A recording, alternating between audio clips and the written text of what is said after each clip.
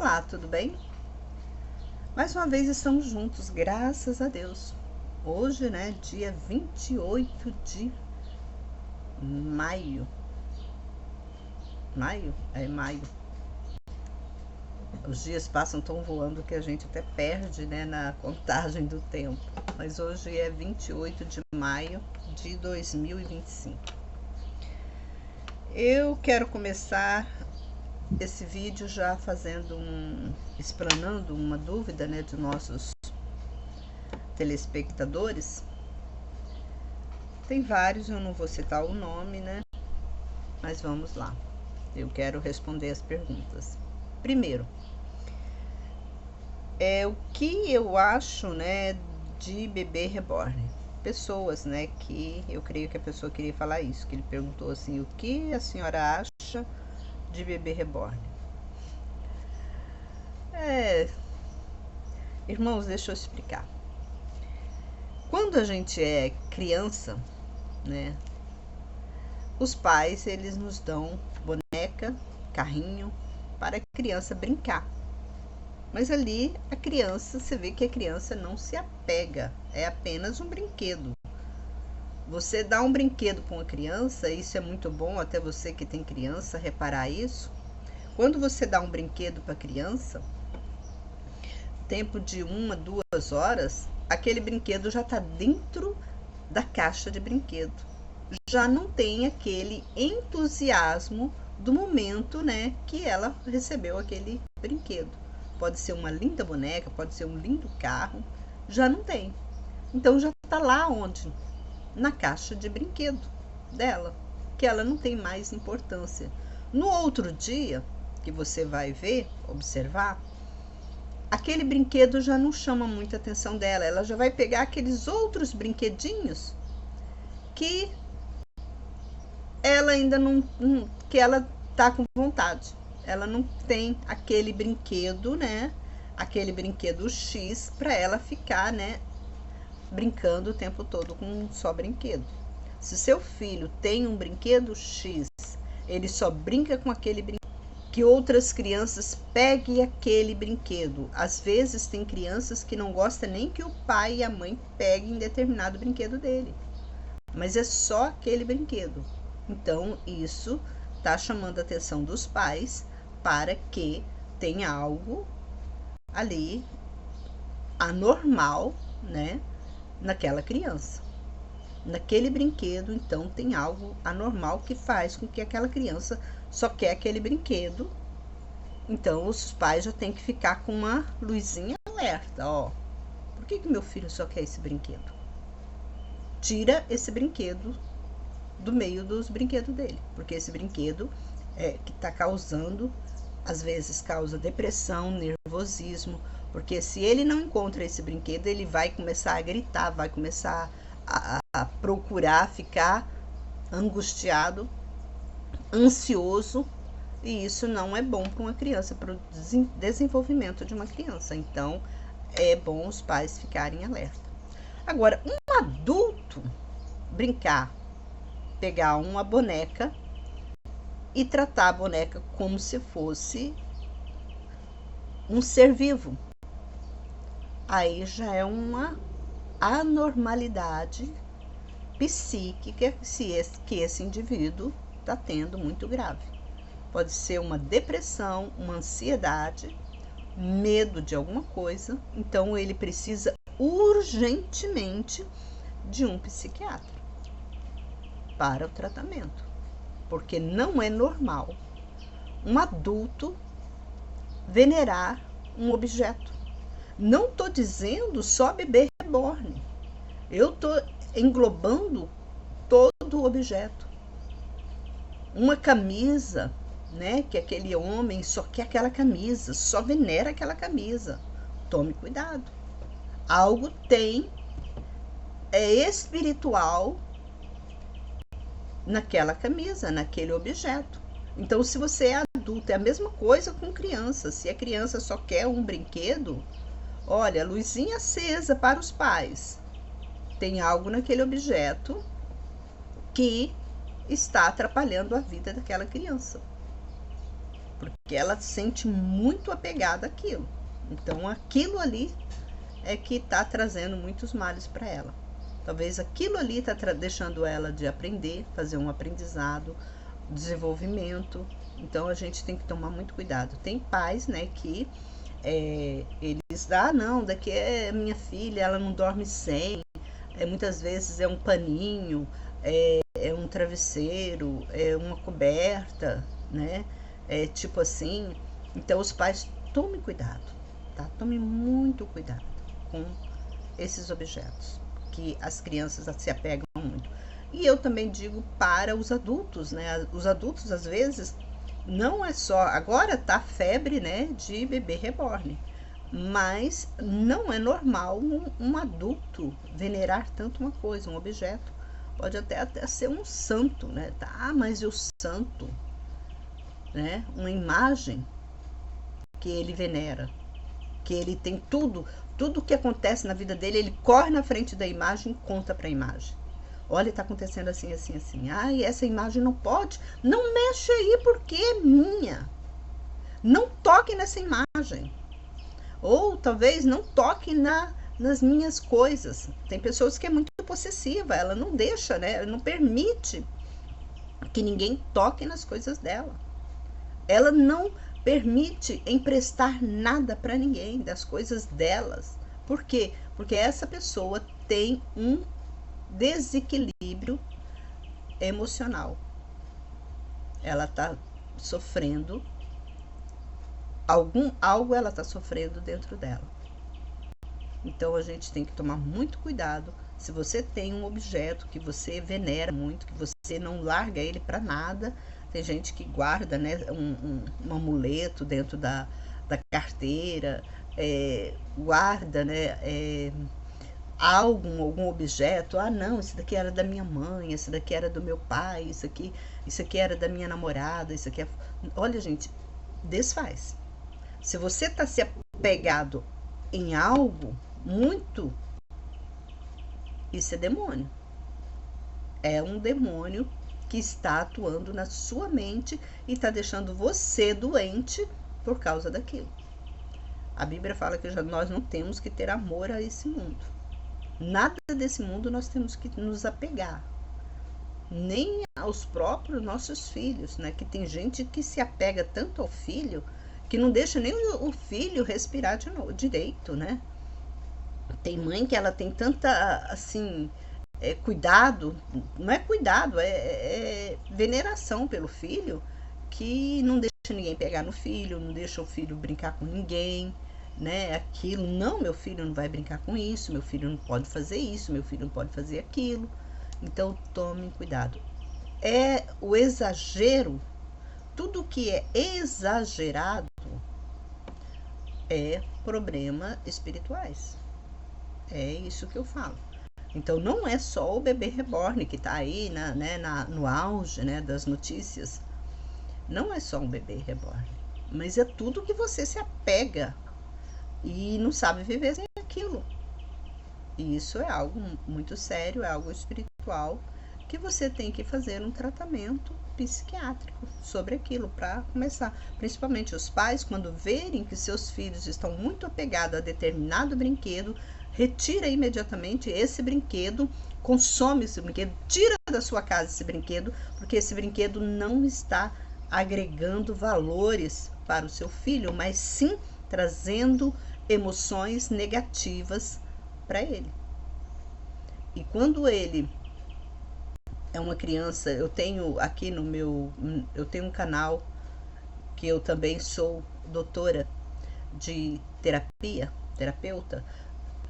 No meu canal já tem eu já falo tem muito conteúdo, né, sobre matérias psíquicas, né, que as pessoas possuem. Então, se você quiser dar uma olhada no meu canal, vou deixar o link aqui embaixo.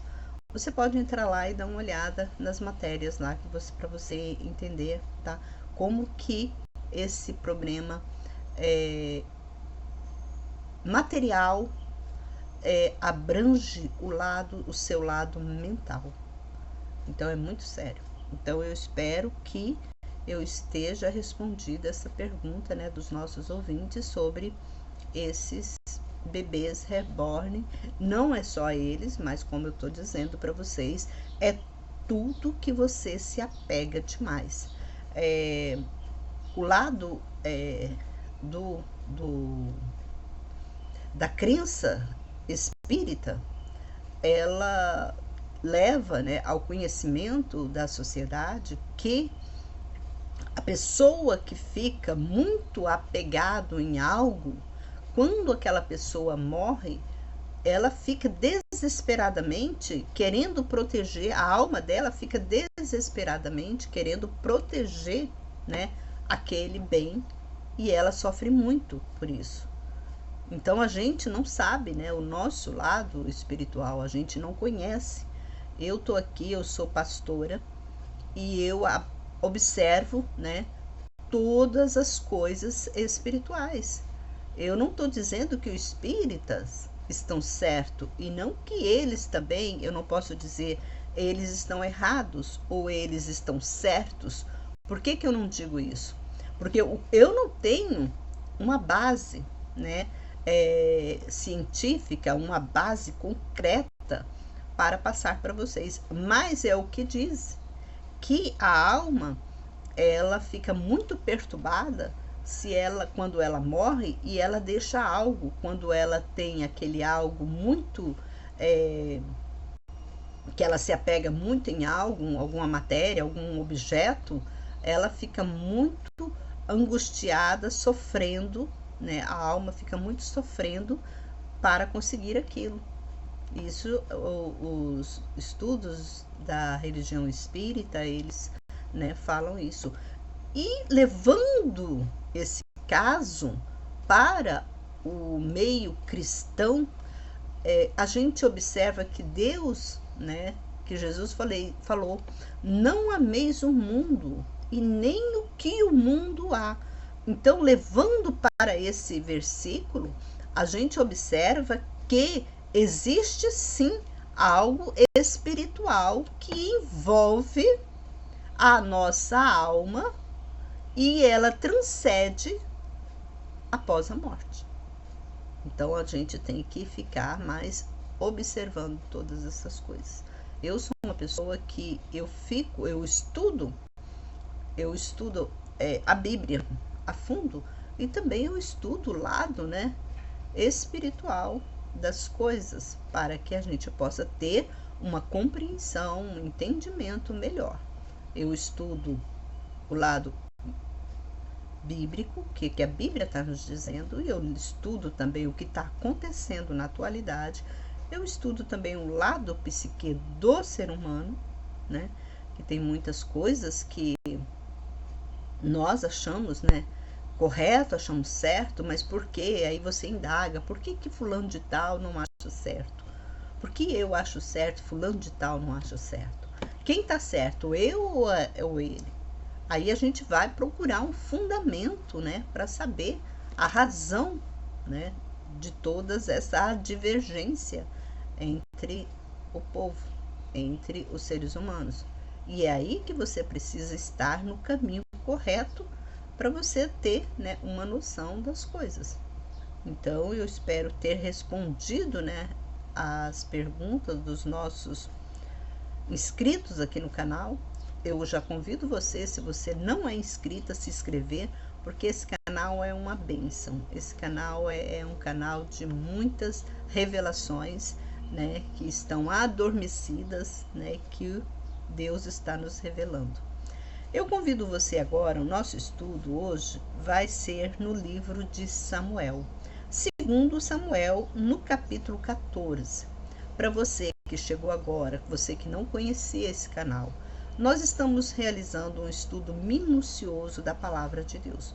Nós já viemos desde o primeiro livro, desde o primeiro capítulo da Bíblia. Nós estamos em sequência. Nós lemos o 14, o 13, 14, hoje a gente vai ler o 14. Nós estamos lendo em sequência para que nós venhamos, né, ter um entendimento melhor, né, aproveitar melhor o que Deus está passando para nós. Como eu falo, cada capítulo, cada versículo, Deus está transmitindo algo para o ser humano. E a própria palavra de Deus, ela diz que nós pecamos por não conhecer as Escrituras. As Escrituras é a palavra de Deus. Então nós pecamos. Por que nós pecamos quando Deus, né, disse isso? Pequeis por não conhecer as Escrituras. Por que Deus disse isso? É porque aqui é a palavra dele. Então, a palavra dele está toda dentro da Bíblia. Então, a Bíblia, talvez você fale assim, ela é muito grossa, Deus está falando tudo isso. Olha como que nosso Deus é um Deus maravilhoso, um Deus bondoso. Ele fala através de exemplos. O que os nossos antepassados erraram, e erraram feio, né, na presença de Deus, Deus está passando para nós, Deus está mostrando para nós que o que aconteceu, porque eles erraram, eles pecaram, e o que aconteceu, qual foi, né, a recompensa dessas pessoas que pecaram e o que elas receberam. Deus perdoou o pecado delas.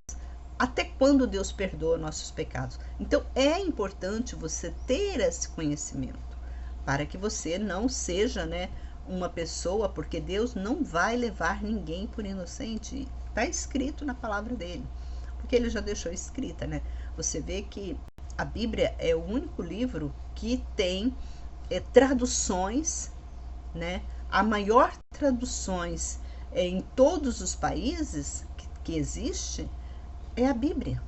A Bíblia é o livro que tem mais tradição, mais traduções do mundo inteiro. Então, por que esse livro é tão venerado em todas as nações? Algo aqui tem muito que mexe, né, conosco. Algo aqui está dizendo algo. O Espírito Santo, ele está, né, abrangendo, né, a todos os povos. A própria Bíblia fala que quando, né, o Evangelho de Cristo fosse pregado em todas as nações, né, aí seria o fim. Então, significa o quê? Que todas as nações já têm esse conhecimento. Foi ontem que eu abri a Bíblia. Eu estava olhando uma palhinha no YouTube, aí eu vi um vídeo lá que tem um lugar, eu não me recordo qual lugar, que as pessoas estão se convertendo ao cristianismo. Porque o cristianismo, a Bíblia é cristã. A Bíblia é verdadeira.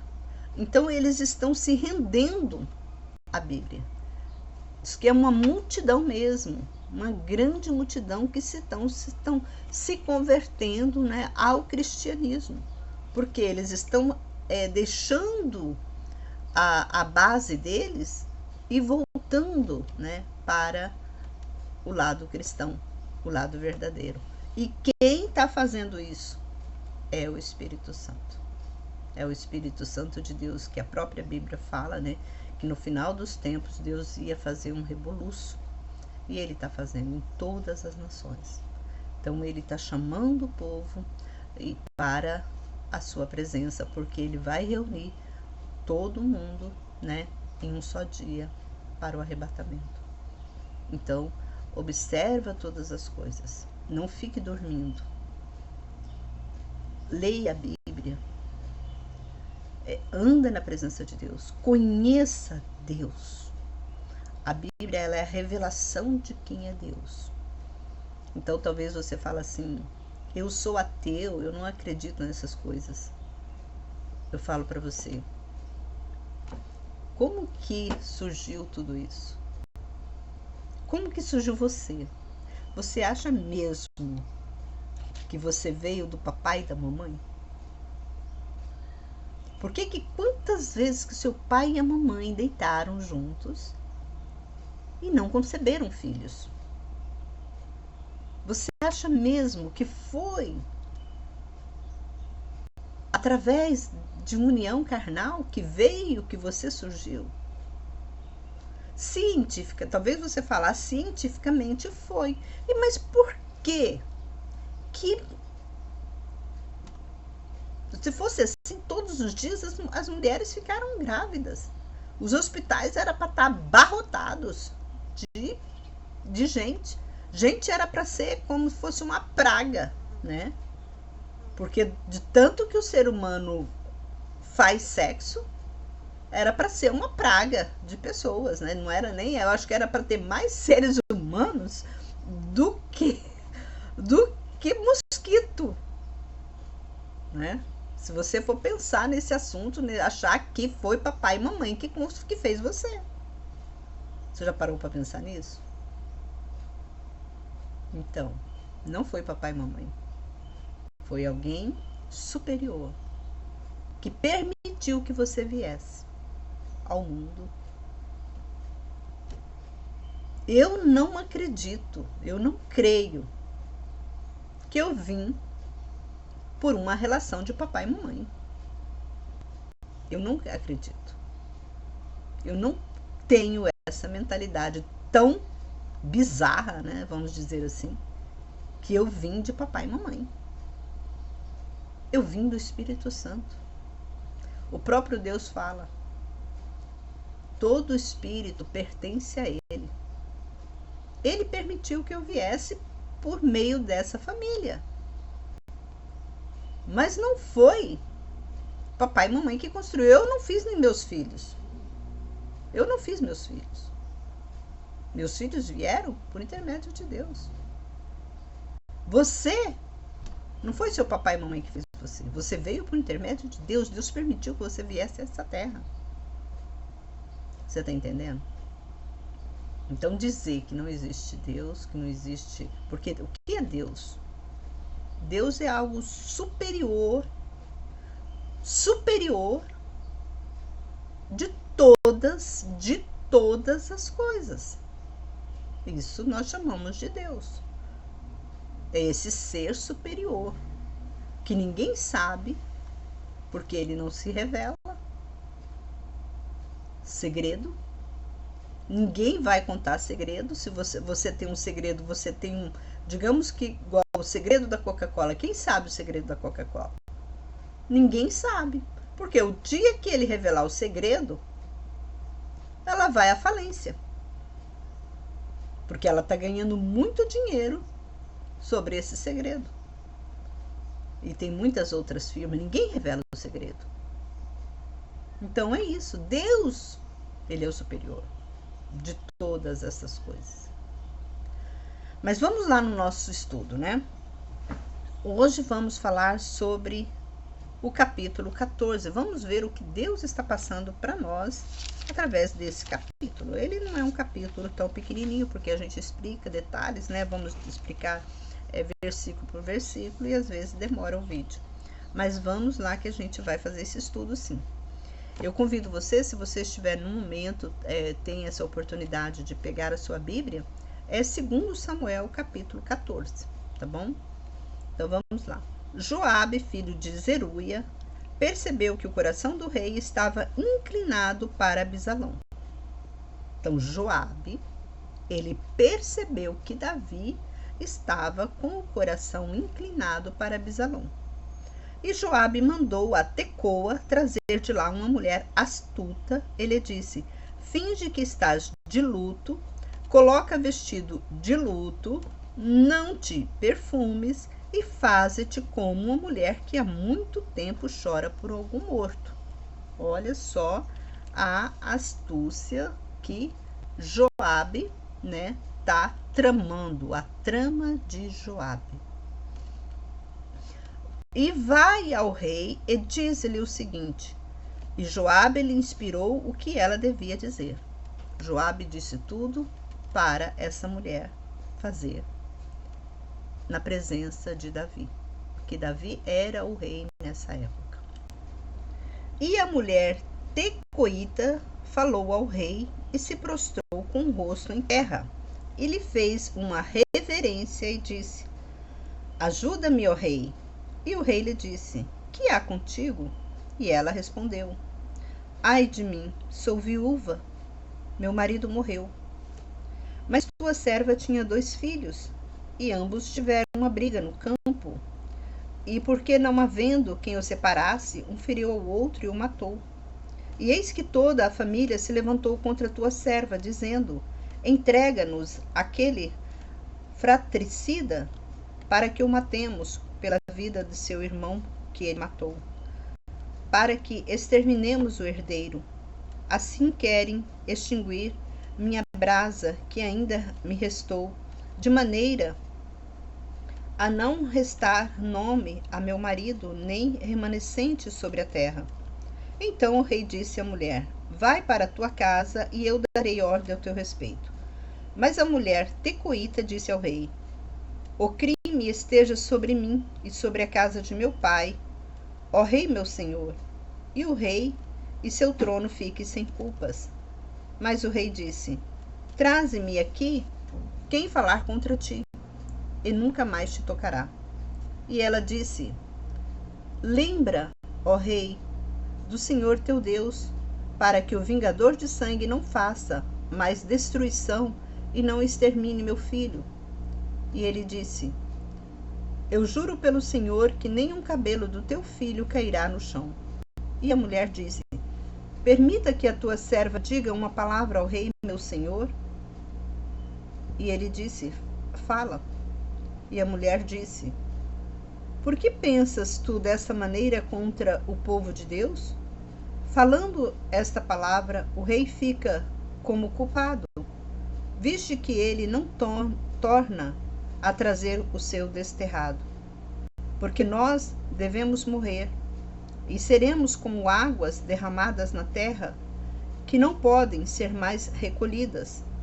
Mas Deus não quer tirar a vida, mas ele pensa que o seu desterrado não fique banido dele.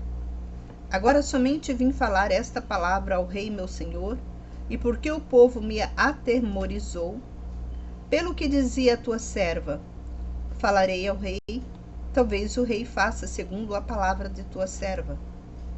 Talvez o rei ouça para salvar sua serva da mão do homem que tenta me exterminar, e meu filho juntamente com a herança de Deus.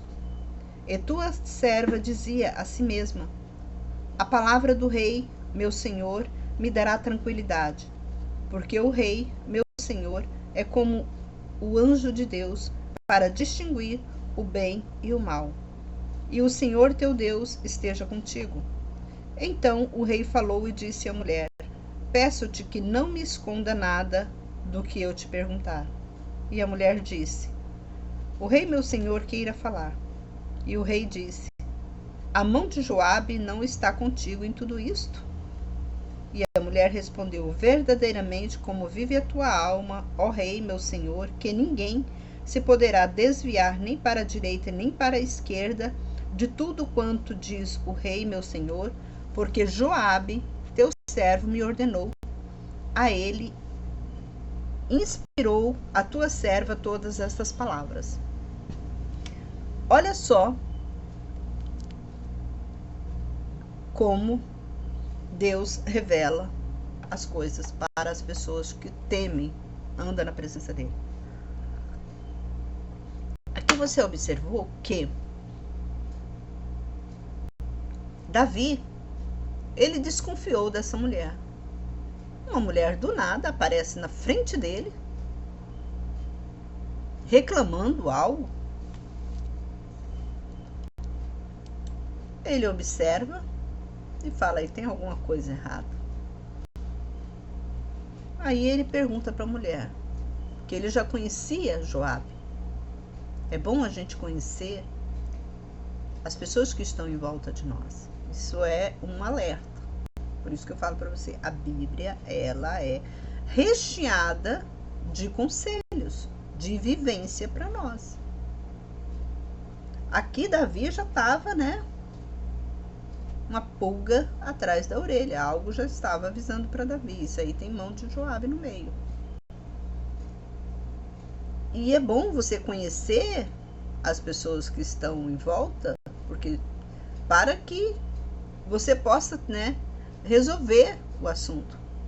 Em determinado momento, se você não conhecer as pessoas a fundo, você faz um grande estrago na vida de uma família.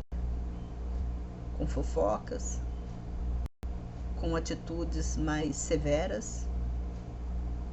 Então nós não podemos, isso é um conselho que Deus está nos dando. Nós temos que conhecer melhor as pessoas. Nós temos que examinar a nossa consciência para que amanhã ou depois nós não venhamos fazer algo que venha desagradar a Deus por falta de quê? Por falta de ter mais, qual é a palavra que eu vou usar aqui?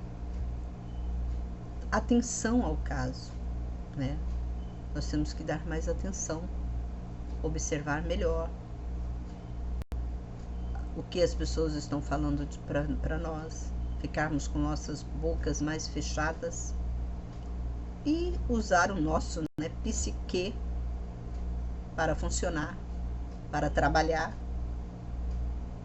para que nós não venhamos, né, fazer um mal a outra pessoa por falta de uma pessoa venha fazer fofoca de outro. Você pode já no meio daquela fofoca ali já tem um ar, né, de negativo, e você já pode ficar irado e trazer um prejuízo para um inocente. Às vezes quem é o prejudicado não é o que está sendo, né, culpado, mas é aquele que está trazendo a culpa para o outro. Então vamos lá. Para mudar o aspecto do negócio é que Joabe, teu servo, fez isso. Mas meu senhor é sábio, por sabedoria do anjo de Deus, que tudo sabe o que há na terra. Então o rei disse a Joabe: eis que faço isso.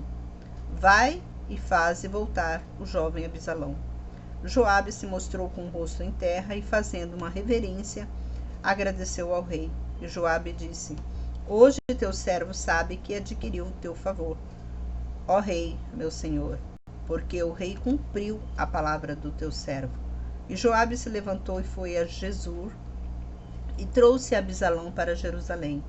Mas o rei disse: vá ele para sua casa, mas não veja a minha face. E Abisalão foi para sua casa e não viu a face do rei. E todo Israel não havia homem tão admirável pela sua beleza como Abisalão. Desde a planta do pé até o alto da cabeça não havia defeito algum. Abisalão era um homem muito, muito belo.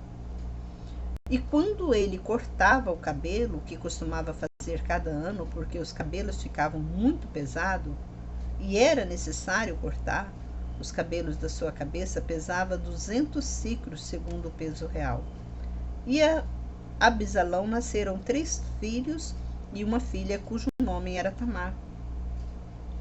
E esta era mulher formosa à vista. E Abisalão ficou 2 anos em Jerusalém, mas não viu a face do rei. E Abisalão mandou chamar Joabe para enviá-lo ao rei. Este não quis vir a ele. Ele mandou pela 2ª vez, mas este não quis vir.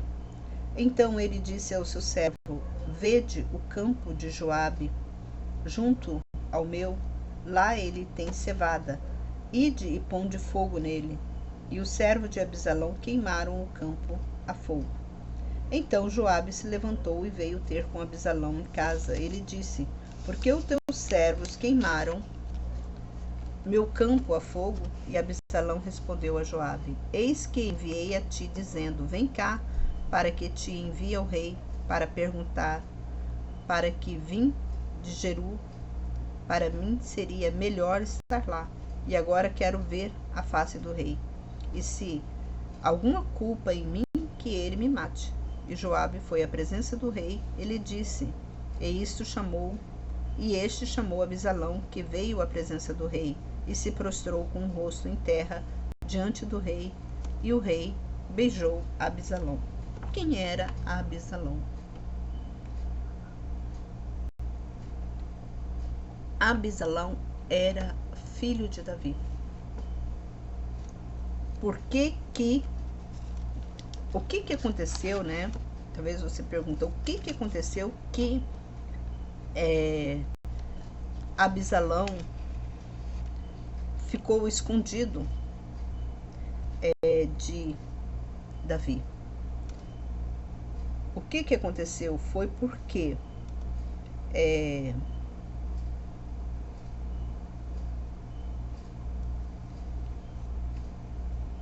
Absalão mandou, né, matar Amon, porque Amon ele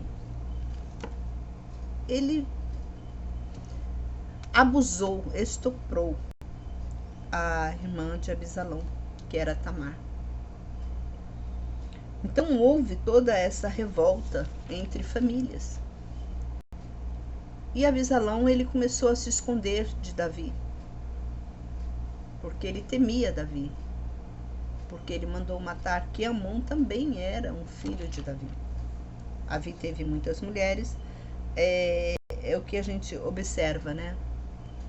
O atrito entre famílias.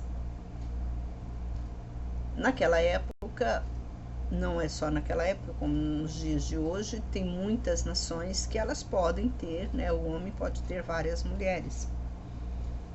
E aqui Davi tinha várias mulheres e cada mulher tinha filhos. E esses filhos cresciam todos juntos, eles eram quase da mesma idade. E aconteceu, né, que houve atritos entre os filhos de uma esposa de Davi com a outra esposa de Davi, né? Eles eram tudo da irmandade, eles eram tudo príncipes. E as princesas também. Aí o que aconteceu? Aconteceu que Amon, ele amou muito Tamar, que era a irmã dele, mas só por parte de pai. Ele amou ela e ele fez de tudo, né? Fez uma tramóia lá para que Tamar chegasse, né, próximo a ele, aonde ele estuprou a Tamar. Absalão ficou sabendo disso, ele guardou aquele rancor muito grande, né, no coração dele. Ele falou, uma hora eu mato esse meu irmão, porque ele era assim, era família, mas eu creio que já era uma família muito, porque eles tinham esses atritos, né? Agora imagina você, mulheres, né?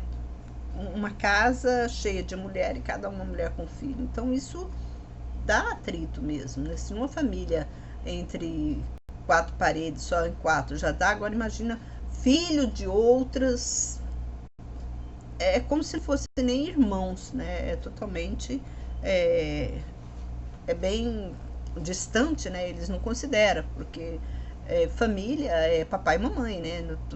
O que é outro, né? Então ele matou, né? Absalão matou Amon, porque ele abusou, estuprou, fez uma coisa horrenda em Israel. Assim, segundo, né? Se você for levar para o lado espiritual, o lado bíblico,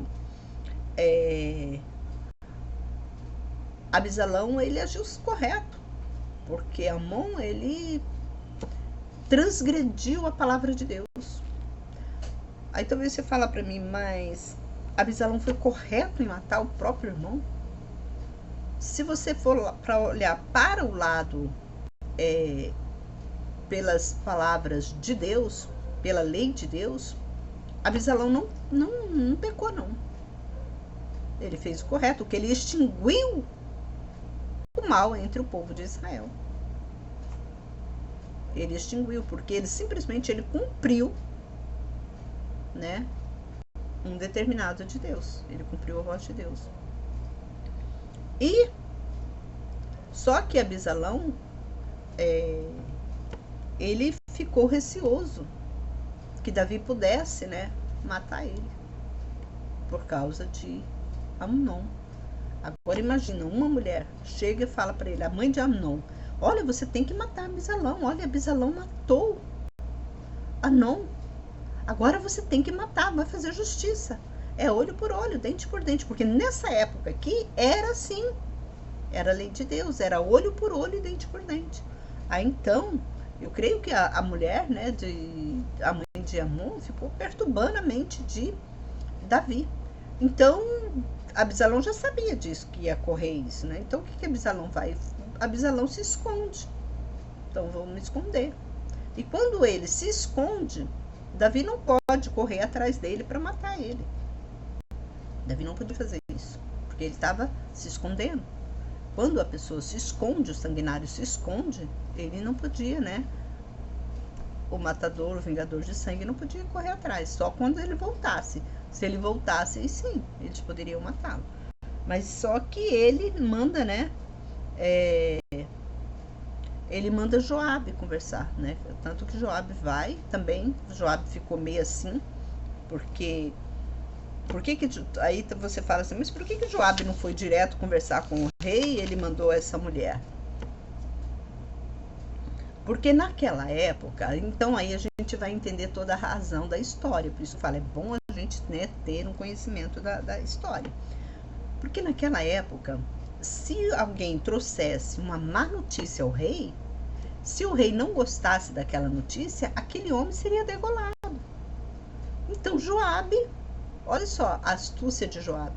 Joabe pega uma mulher e leva lá, vai lá e fala isso. Só que Davi percebeu, né, que aquela historinha daquela mulher não convenceu Davi. Davi, alguma coisa está errada.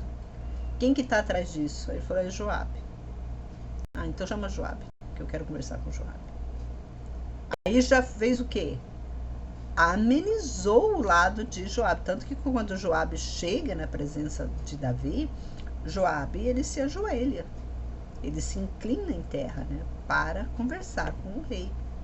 Aí ele fala ao rei, né, sobre Absalão. Só que Absalão, ele continua fugido, porque o rei não dá, né, um parecer mais seguro sobre a vida, né, o que poderia acontecer com Absalão. E Joabe simplesmente não tem uma resposta para dar a Absalão, porque Joabe era um servo de Absalão. Então Joabe também não tinha, né, uma resposta firme para dar para Absalão. O que Joabe faz? Joabe fica na dele, fica escondido na dele, né? E fica querendo, né, atacar Absalão de uma forma que Absalão, né, venha até a casa dele, procura ele. É aonde, né, que a gente observa. Vamos continuar aqui.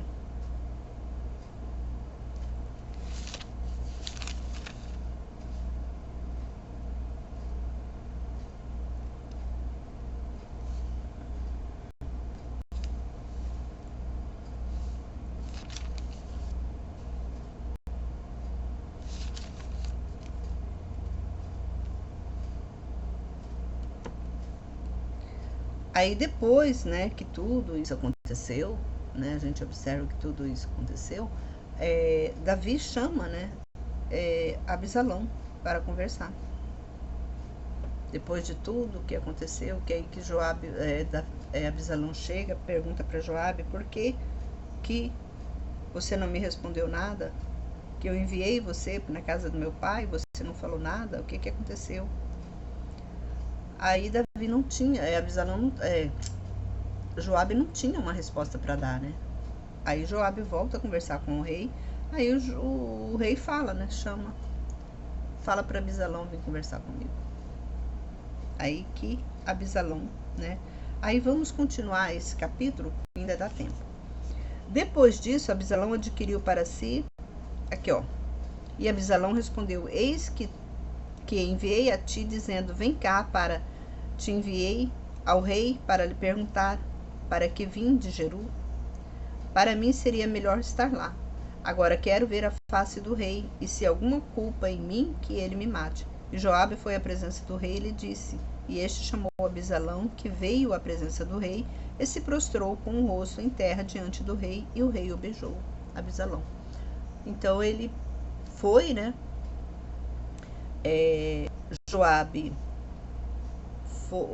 Absalão chama Joabe e fala: o que está acontecendo? Por que meu pai não falou nada? Que ele já estava lá escondido, né, no campo, né, de Davi. Então ele estava lá escondido. Aí ele falou assim: então por que o meu pai não quer falar comigo? É isso? Então que ele me mate.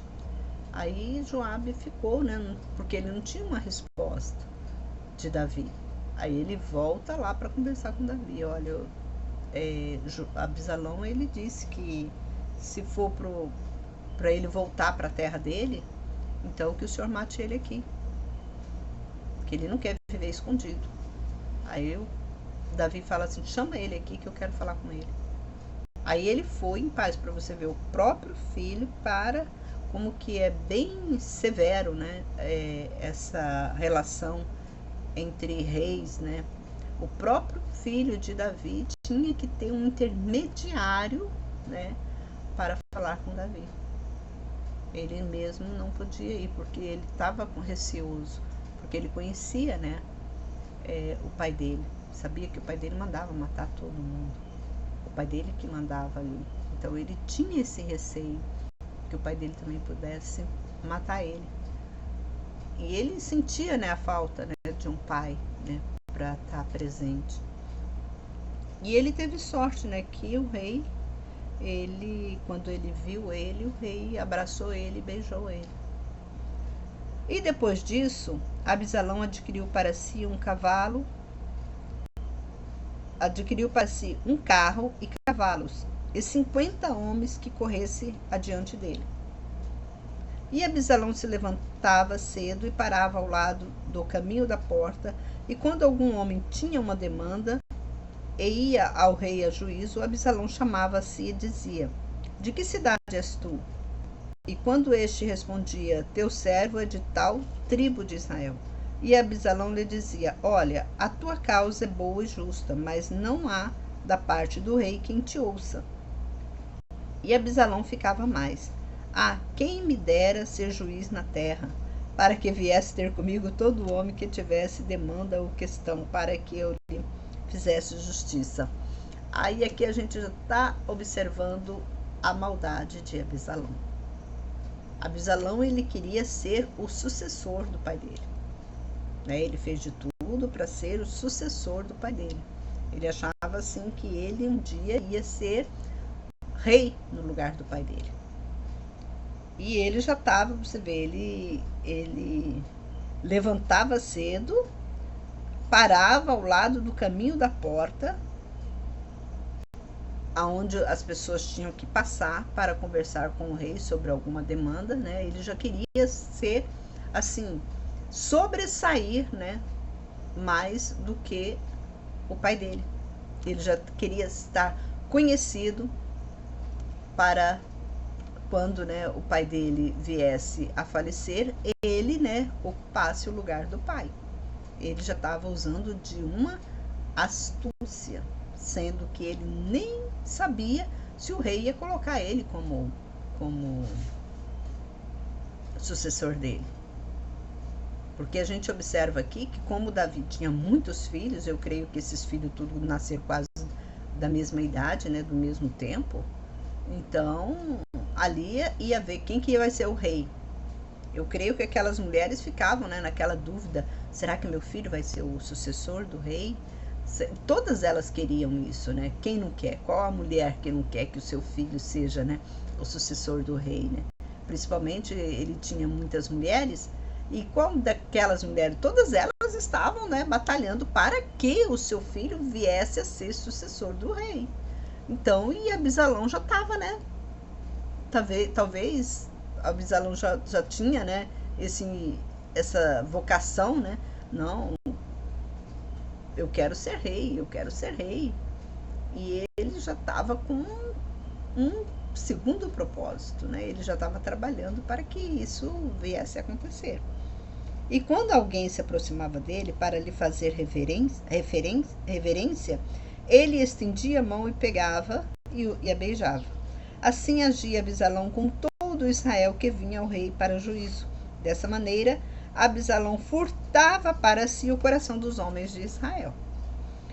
Atingindo a idade de 40 anos, Absalão disse ao rei: permita-me ir a Hebrom pagar o voto que fiz ao Senhor, porque teu servo fez um voto quando estava em Jesur, na Síria, dizendo: se o Senhor me fizer voltar a Jerusalém, farei uma oferta ao Senhor. E o rei lhe disse: vai em paz. E ele foi. E ele se levantou e foi para Hebrom. E Absalão enviou emissários por todas as tribos de Israel com as seguintes instruções: quando ouvirdes o som da trombeta, então dizei: Absalão se tornou rei de Hebrom. Juntamente com Absalão foram 200 homens de Jerusalém. Eles foram convidados, mas foram na sua simplicidade e de nada sabiam. Absalão sempre está com um segundo intuito. E Absalão mandou convidar também Aitofel, o Gilonita, conselheiro de Davi, quando ele estava fazendo o sacrifício. Então a conspiração se fortificava e o número do povo que estava com Absalão crescia cada vez mais. Claro que era fácil para Absalão conseguir um número grande de pessoas, porque ele era filho do rei. Então, ele era um príncipe. E além dele ser príncipe, ele era astúcio, ele era bonito. Ele era o mais bonito entre os homens de Israel.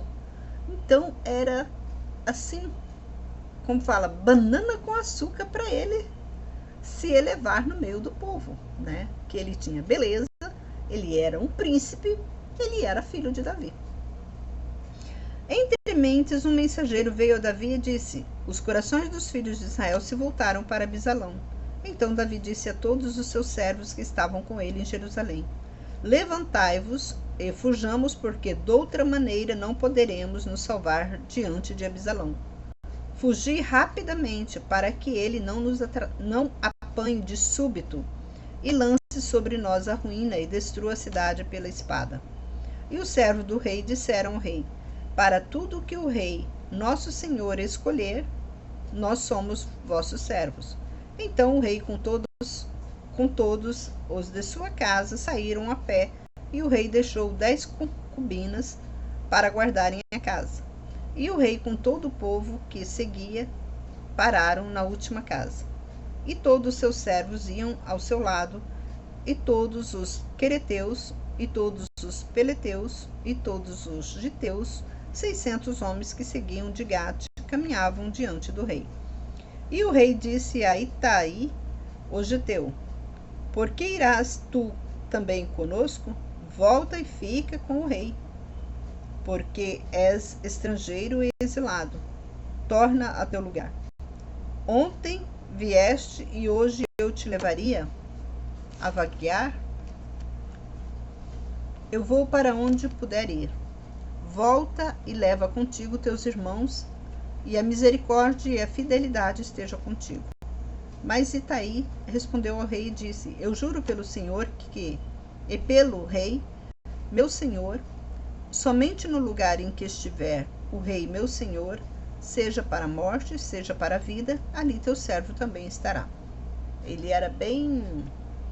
Itai, ele era bem justo, diante de Davi. Ele era um homem, um servo mesmo de Davi, que ele estava ali para morrer ou para viver. Ele servia Davi. Então Davi disse a Itai: vai e passa adiante. E Itai, o giteu, passou, e todos os seus homens, juntamente com todos os pequeninos que estavam com ele. E todos choravam em alta voz, e todo o povo passava adiante. E o rei atravessou o ribeiro de Cedron, e todo o povo caminhava adiante na direção do deserto. Zadok também apareceu, juntamente com todos os levitas que levavam a arca da aliança de Deus, e colocaram ali a arca de Deus, e Abiatar subiu até que todo o povo acabou de sair da cidade. Era costume eles entrarem numa guerra, eles colocavam a arca da aliança, na frente, porque eles tinham muito reverência pela arca. Então a arca era um amuleto, vamos dizer assim, para eles. Porque se a arca estava com eles, era como se estivesse assim, Deus está conosco. Então, aonde a arca tivesse, se eles estivessem numa batalha, com certeza eles ganhariam aquela batalha, porque eles tinham a arca ao lado deles. Então, eles tinham muito, assim, reverência pela arca da aliança. E o rei disse a Zadok: leva de volta a arca de Deus à cidade.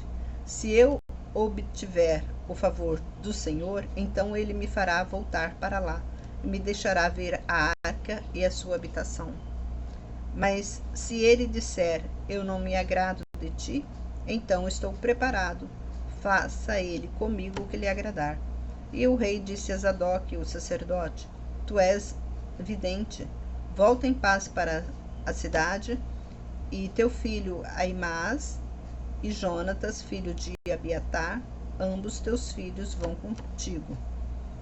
Vede, ficarei nos vales do deserto até que tenha notícias de ti, para que eu fique sabendo. Então Zadok e Abiatar tornaram a levar a arca de Deus para Jerusalém e ficaram ali. E Davi subiu pelo Monte das Oliveiras, ia chorando, sua cabeça estava coberta e caminhava com os pés descalços, e todo o povo que estava com ele tinha a cabeça coberta e subia chorando sem cessar. Talvez você pergunte, mas por que Davi fez isso? Porque Davi estava correndo atrás do filho dele. O filho de Davi, que estava armando toda a traição para com ele. Se o seu filho trair você e você ter que punir o seu filho de uma forma bem severa, como Davi teria que fazer isso, punir Abisalão, que Abisalão ele não estava sozinho. Davi tinha consciência disso, que ali seria uma disputa sangrenta. Olha, tantas coisas, né, que Davi passou. A gente lendo essa história, se você lê assim, apavoradamente, você não tem a noção do que Davi passou. Por que Davi ia chorando, descalço, né? E a sua cabeça coberta? Porque o que poderia acontecer com o filho dele? O filho que saiu das entranhas dele. Então era muito. E saber que aquele filho, o filho mais bonito que ele tinha, estava armando uma grande tramóia contra ele. É complicado. Às vezes você olha e observa essas coisas, mas por que tudo isso aconteceu? Tudo porque Davi, talvez você fale, mas por que Deus permitiu que isso acontecesse com Davi se ele era um homem tão justo? Aí é que está o fio da meada. Davi não foi tão justo diante de Deus. Davi, ele pecou muito. A gente já leu essa história, nós temos esses vídeos gravados aqui da história de Davi desde o começo, nós estamos, né, trazendo à tona, né, essa história de Davi aqui para nós, para o nosso aprendizado. Davi não foi um homem justo perante Deus.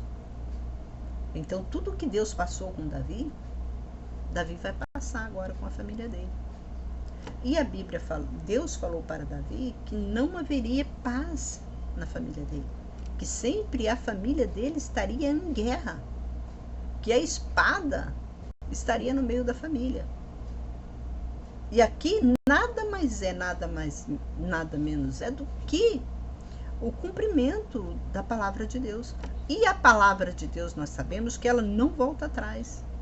Talvez você pergunta, mas Deus não perdoou o pecado de Davi?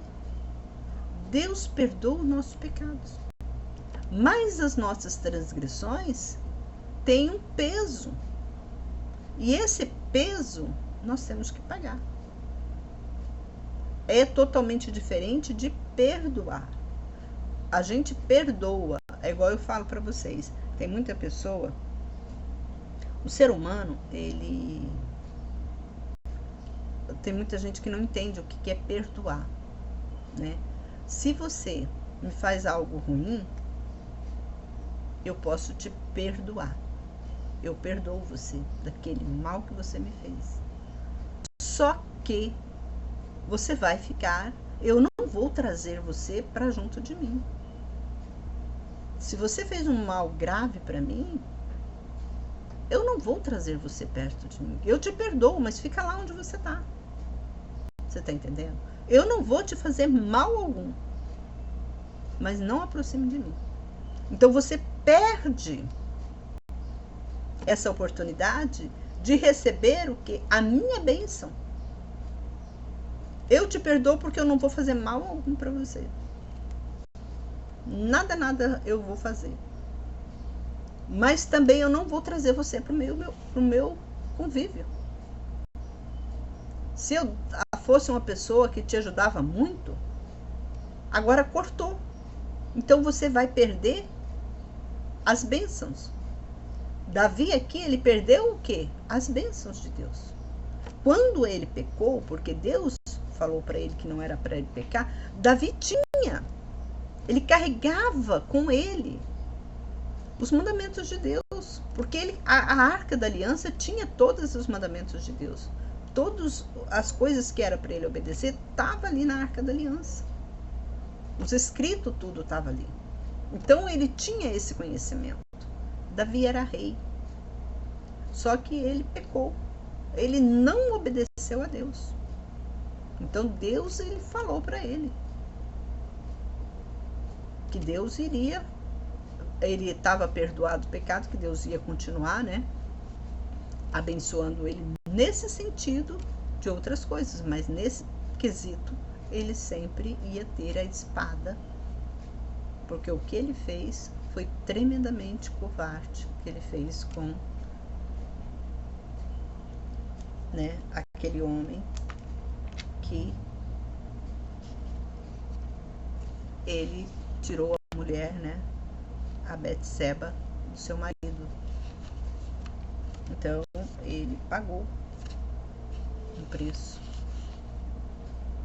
E Davi sabe disso, né? Davi sabia disso. Que ele mandou, né, Urias lá para frente da batalha para morrer só para ele ficar com a mulher. Então aqui a gente observa que Davi estava indo ao encontro de Absalão muito triste, porque ele sabia o que poderia acontecer. Absalão poderia ser morto. Eles estavam indo para uma guerra. Que Absalão estava armado até os dentes para destruir o pai dele. E quando disseram a Davi, Aitofel está entre os que conspiraram com Absalão. E Davi disse, eu te peço, ó Senhor, torna louco o conselho de Aitofel. Davi chegou ao cume, onde se costumava adorar a Deus, e eis que Uzai, o arquita, veio ao encontro dele com a roupa rasgada e com a terra sobre a sua cabeça. E Davi lhe disse, se fores comigo, tu me serás uma carga. Mas se voltares para a cidade e disseres a Absalão, eu serei, ó rei, teu servo, como fui dantes servo do teu pai. Assim agora serei teu servo. Então destruirás o conselho de Aitofel. E de lá Zadok e Abiatar, sacerdotes, estão contigo. E tudo o que ouvires da casa do rei, dize ao sacerdote Zadok e Abiatar. Eis lá estão com eles seus 2 filhos, Aimaas, o filho de Zadok, e Jonatas, filho de Abiatar, e me avisareis por eles, por tudo que ouvirdes. E Uzai, amigo de Davi, voltou para a cidade e Absalão entrou em Jerusalém. E aqui a história continua, né, para a gente deixar para o próximo capítulo. É uma história muito interessante que tem, né, grandes, né, conselhos de Deus. Deus está passando aqui para nós esses conselhos que às vezes você para pensar e fala: por que eu sofro tanto? Por que as coisas comigo não dão certo? Tudo que eu faço não dá certo. Muitas das vezes, eu não estou dizendo, pode ser maldição hereditária. Maldição hereditária como? Você vê que aqui Deus disse para Davi que durante toda a casa de Davi, a guerra, a espada estaria no meio deles. Eles nunca teriam paz, sempre teriam guerra. A espada sempre estaria ali no meio deles. Então, essa maldição, ela foi até os dias de hoje. Então, e tudo que você faz, juntando com essas maldições hereditárias, e tudo que você ainda pratica, né, contra os mandamentos de Deus, ele vai se acumulando. Muitas das vezes você é um pastor. Talvez você fale assim: eu sou pastor, mas eu tenho uma vida, meus filhos são todos... Eu tenho um filho que não anda na presença de Deus, eu tenho uma filha que virou sapatão, eu tenho um filho que hoje ele é gay, e assim, muitas coisas, ele é ladrão, ele é... sei lá. Aí você fica pensando, eu sempre adorei a Deus, eu nunca fui um homem que desobedeci a palavra de Deus, mas eu tenho maldição hereditária. É onde você tem que quebrar essa maldição. Talvez você é pastor e você ainda não sabe disso. Você tem que quebrar essa maldição para que na sua família essa maldição não contamina os outros herdeiros, né, os outros que vierem da sua família passar por isso. Irmãos, termino por aqui. Se você gostou, compartilha, se inscreva no canal, dá joinha aí, para que esse trabalho, né, venha crescer. E eu vou deixar aqui embaixo, né, o link do outro meu canal de terapeuta, que se você quiser dar uma olhada lá sobre o que eu falei no início do vídeo, você pode entrar lá. E eu já tenho muitos vídeos gravados aqui no canal, tá? É muito prazeroso ouvir, porque é muita edificação espiritual que Deus está nos passando. Então eu termino por aqui, deixando com você um forte abraço, que Deus te ilumine, que todas essas palavras, né, que Deus falou conosco, fique gravado no seu coração, na sua mente, para a sua edificação espiritual. Até o próximo vídeo, se assim Deus nos permitir.